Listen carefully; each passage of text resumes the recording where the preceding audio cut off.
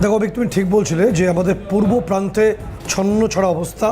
যে মুহূর্তে আমরা পাকিস্তানকে দুর্মুষ করছি, পাকিস্তানের এয়ারবেসকে গুড়িয়ে দিচ্ছি, ওদের ডিজিআইএসপার এসে মিথ্যা কথা বলতে বাধ্য হচ্ছেন, শেহবাজ শরীফ পালিয়ে যাবেন কিনা চিন্তা করছেন, আসিম মনির বাংকারে গিয়ে লুকোচ্ছেন।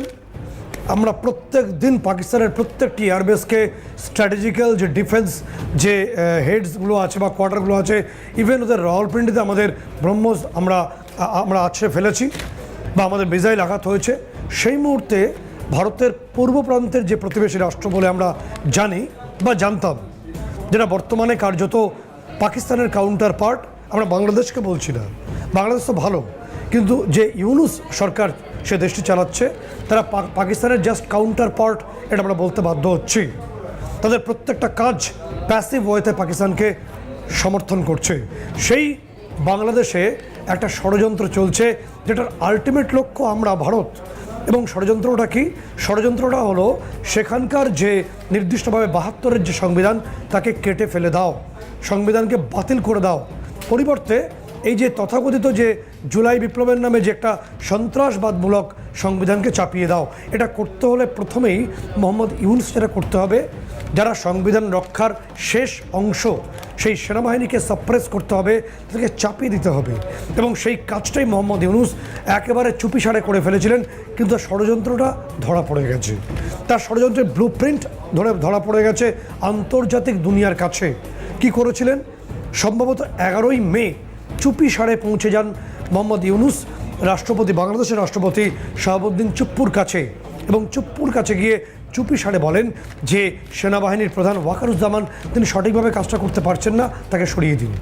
এবং যে মুহূর্তে তিনি জানতে পারেন, এবং পাশাপাশি এই ইউনুস একটি চিঠিও দেন রাষ্ট্রপতি চুপ্পুকে, এবং সেই চিঠিটি ফাঁস হওয়ার পরেই একদম ব্যাক টু ব্যাক যে বিষয়ের ছবি আমরা জানতে পারছি যে সেনাপ্রধান ওয়াকারুজ্জামান তিনি ৩ বাহিনীর প্রধানকে সঙ্গে নিয়ে শাহাবুদ্দিন চুপ্পুর সঙ্গে দেখা করতে যান এবং গিয়ে বলেন যে এই সেনাবাহিনীর প্রতি দেশের মানুষের আস্থা আছে।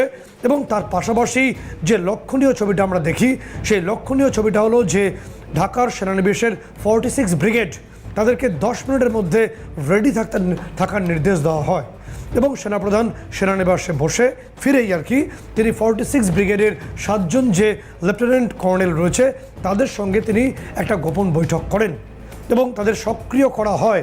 ঢাকার বুকে 46 ব্রিগেডকে সক্রিয় করা হয়। এরপরই যে ছবিটা হয় যে ওয়াকারুজ্জামানকে বন্দি করার যে আপাত প্রক্রিয়ার সঙ্গে বা তাকে অ্যারেস্ট করা, তাকে পদ থেকে সরিয়ে দেওয়া, এর যে আপাত প্রক্রিয়া, সেই প্রক্রিয়ার সঙ্গে যুক্ত হয় লেফটেন্যান্ট জেনারেল এবং আর্ম ফোর্সের head lieutenant general Kamrul Hasan. আমরা ছবি দেখাবো স্ক্রিনে। কামরুল হাসান এই সেনা প্রধান ওয়াকারুজ্জামানের বিরুদ্ধে সেনা কু করে, সেনা অভ্যুত্থান করে। বাংলাদেশের আমাদের দর্শকদের জানা উচিত যে বাংলাদেশের কোনো মেইন স্ট্রিম মিডিয়া খবরটা দেখাচ্ছে না, তারা চেপে গেছে, কিন্তু এটা সত্যি কথা।